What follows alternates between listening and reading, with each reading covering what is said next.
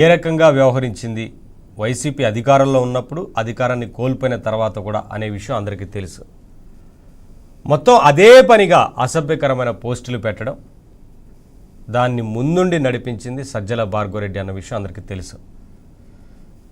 రాష్ట్రంలో ఎక్కడ ఏ నాయకుడి మీద, ఇతర పార్టీలకు సంబంధించిన ఎవరైనా సరే నేతల మీద వ్యక్తిగతంగా వారి కుటుంబ సభ్యుల విషయంలో అనేక రకాలుగా పోస్టులు సృష్టించి అసభ్యకరమైన పోస్టులు పెట్టారు వైసీపీకి సంబంధించిన సోషల్ మీడియా. ఆ సోషల్ మీడియా వేదికగా మొత్తం సజ్జల భార్గవరెడ్డి కేంద్రంగానే నడిచింది. ఏది ఎక్కడ నుంచి పోస్ట్ వెళ్ళినా సరే అక్కడి నుంచి అది పంపించారు. ఆ తర్వాత వారు పోస్ట్ చేయడం అనేది అందరికీ తెలిసిన విషయమే. చాలామంది వారి డైరెక్షన్లోనే ఆ సోషల్ మీడియా అంతా నడిచింది.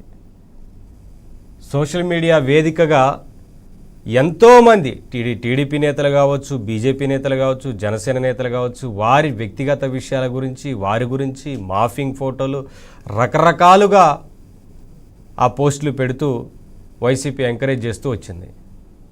ఎన్నో సందర్భాల్లో కోర్టు మొట్టికాయలు వేసింది ఈ రకంగా వ్యవహరించొద్దు అని.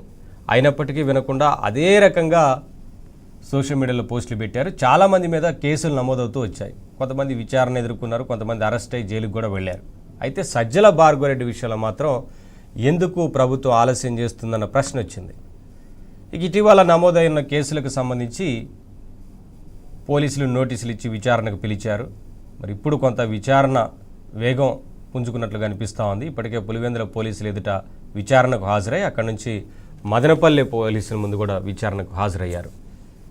ముఖ్యమంత్రి వారి కుటుంబ సభ్యుల మీద పెట్టిన పోస్టుల గురించి, ఉప ముఖ్యమంత్రి వారి కుటుంబ సభ్యుల మీద పెట్టిన పోస్టుల గురించి, ఇతర నాయకుల విషయంలో పోస్టులకు సంబంధించి మొత్తంగా ఏం జరిగిందనే విషయాలపైన పోలీసులు ఆరాధిస్తుండగా పొంతనలేని సమాధానాలు చెప్పినట్టు తెలుస్తూ ఉంది సజ్జల భార్గవరెడ్డి.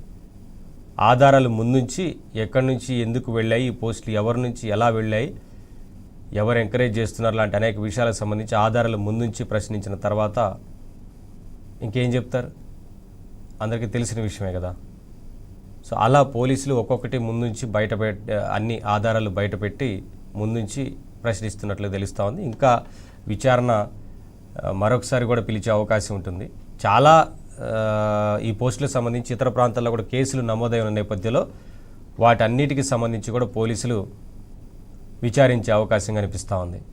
ఇక ఎవరైతే పోస్టులు పెట్టారో వర్రా రవీంద్రారెడ్డి కావచ్చు, ఇతర ఎవరైతే ఇంకా పోస్టులు పెట్టినారో వారికి సంబంధం కానీ నాకేం సంబంధం లేదు అంటూ దాటేసే ప్రయత్నం చేశారు. దాటేసే ప్రయత్నం చేసినప్పటికీ ఆధారాలు ముందుంచి ఎక్కడి నుంచి ఎవరికి వెళ్ళాయి పోస్టులు లాంటి అనేక విషయాలకు సంబంధించి విచారించిన నేపథ్యంలో మొత్తం బయటపడినట్లు కనిపిస్తూ ఉంది. ఇదే అంశానికి సంబంధించి ఇవాటి డిబేట్లో మాట్లాడదాం. అంటే సజ్జల భార్గవరెడ్డిని తదుపరి విచారణ పిలిచి ఇప్పుడు నోటీసులు ఇచ్చి పంపించిన నేపథ్యంలో చాలా కేసులు నమోదైన నేపథ్యంలో అరెస్ట్ చేస్తారా, ఇంకా ఏం జరుగుతుందన్న కొంత అందరూ అయితే ఎదురు చూస్తూ ఉన్నారు. ఏం జరగబోతుంది, ఈ విచారణ ఎలా ఉంటుంది అనేది.